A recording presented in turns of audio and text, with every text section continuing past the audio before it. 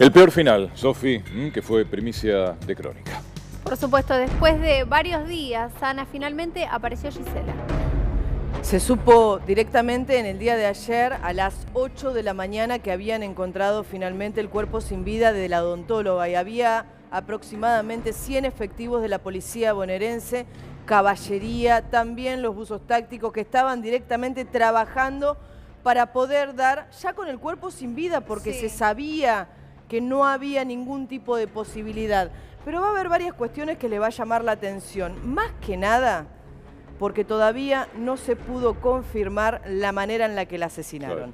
La única información certera que se tiene hasta este momento es que había alguna especie de insecticida, de veneno, en las dos copas que encontraron en el interior del domicilio, y eso puede llegar a ser la pauta, pero sí o sí van a tener que llegar hasta los estudios histopatológicos.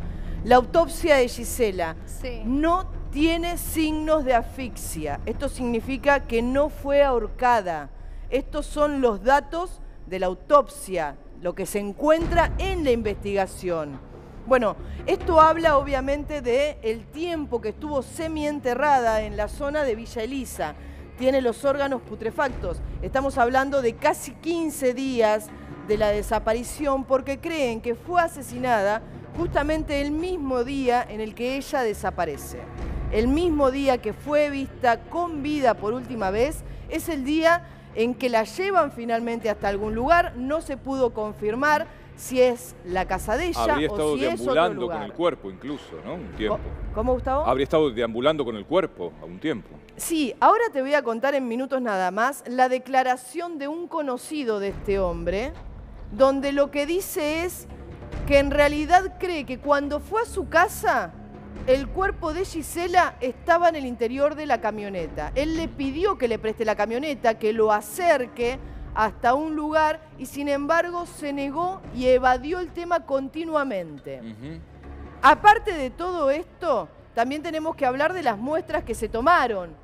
Se tomaron vías aéreas para descartar la asfixia, que hasta este momento no hay ningún tipo de signo de que haya asfixia. Cuando yo hablo de signo, también hablo de lesiones, de algún lazo, de moretones, de que tenga, por ejemplo, el tabique de la nariz quebrada, algo que pueda llegar a evidenciar que a ella la asfixiaron o la ahorcaron. No existe hasta este momento ningún tipo de síntoma de que haya existido la asfixia, pero más allá de todo eso, tienen que realizar otros estudios para terminar de confirmarlo o descartarlo. También lo que se tomaron son muestras de las uñas, pero hay un dato que es muy importante, no hay causal de muerte. No se sabe cómo falleció hasta este momento, pero les voy a dar dos datos. No hay signos de defensa ni de agresión. O sea, cobra fuerza la hipótesis del envenenamiento, por lo tanto, y además, Ana, fue encontrada finalmente con las sábanas que faltaban, ¿te acordás de la casa?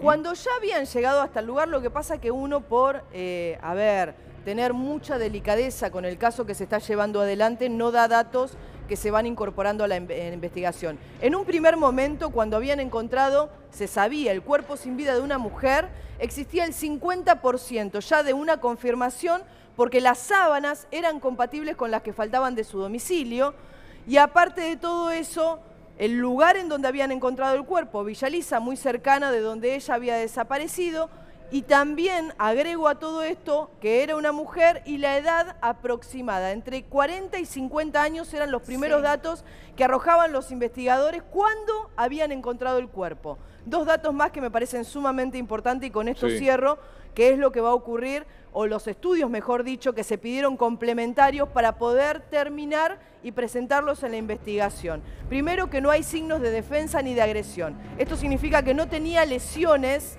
anterior a su fallecimiento, a su asesinato en realidad, o por lo menos eso se va a estar confirmando, si fue un asesinato o si pudo haber sufrido quizás algún paro cardiorrespiratorio, y tampoco encontraron hasta este momento ningún tipo de veneno, ningún tipo de calmante, ningún tipo de drogas, absolutamente nada. Por eso pidieron los estudios complementarios histopatológicos, para saber qué es lo que pudo haber ocurrido. No tenía signos, reitero esto, me parece importantísimo, ni de defensa ni de agresión. Lesiones, defensa, lo más común, las manos, los brazos, los antebrazos, para cubrirse, para resguardarse. Todo esto no se encontró en la autopsia. Obviamente los estudios complementarios van a ser la información más importante para terminar confirmando qué es lo que ocurrió. En minutos le cuento la declaración de la esposa del hombre que se terminó quitando la vida, porque ella tuvo que declarar en la justicia el dato de los bancos, por qué vació las cajas de ahorro, por qué el hombre antes de quitarse la vida le dio las claves de sus tarjetas de crédito, de sus tarjetas de débito y también las claves del home banking. Y aparte de eso, la declaración de un amigo que lo conoce desde hace al menos 40 años y que dijo que había ido a su casa y que creía que el cuerpo de Gisela en ese momento estaba dentro de la camioneta. Aparte de las cámaras de seguridad, los lugares por donde pasó. ¿Cómo hizo para cerrar todo este círculo, para poder esconder datos e información y de esa manera poder retirarse, porque incluso había ido a comprar un pasaje a Lobería? Bueno, hay muchos detalles. Vamos a seguir con esto, Anabelia nos va a seguir contando, explicando. Claro, tardó mucho también la reconstrucción con las cámaras, como decía ella, más de 30 cámaras municipales. Pero, a ver, nosotros acá habíamos anticipado más o menos dónde iba a ser encontrado y en qué tiempo iba a ser encontrado el cuerpo de la odontóloga, Sofi.